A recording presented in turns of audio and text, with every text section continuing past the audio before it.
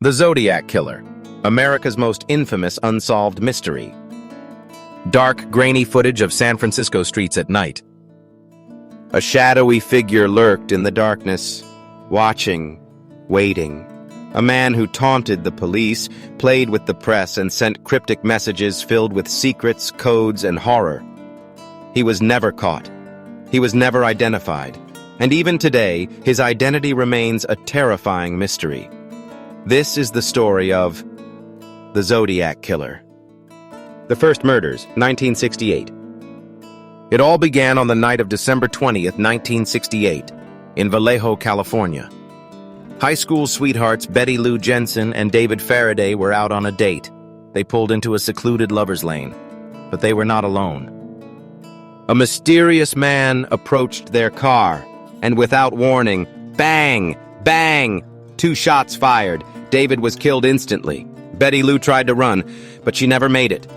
5 bullets tore through her back. Their killer? Nowhere to be found. The killer's taunting lips. Just 7 months later, on the night of July 4th, 1969, another young couple was brutally attacked.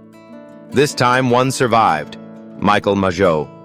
He described the killer as a man in a dark outfit, with a revolver in his hand. But that was just the beginning of the nightmare. Weeks later, letters began arriving at local newspapers.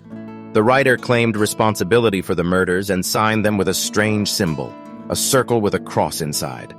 He called himself Zodiac. Zodiac's letters contained coded ciphers, mocking the police and daring them to catch him.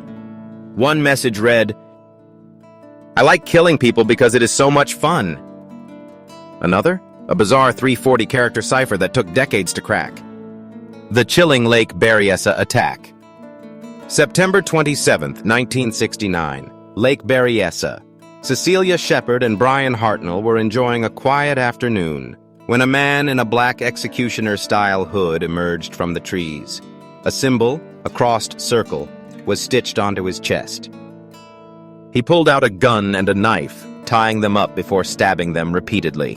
Brian survived. Cecilia did not. The killer left a message on their car door, written in marker.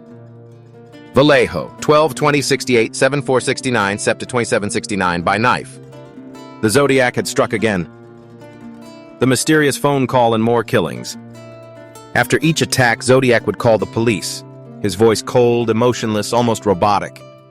One call simply stated, "I just killed those kids last night. Goodbye." Despite multiple victims, dozens of suspects, and years of investigation, the Zodiac seemed unstoppable.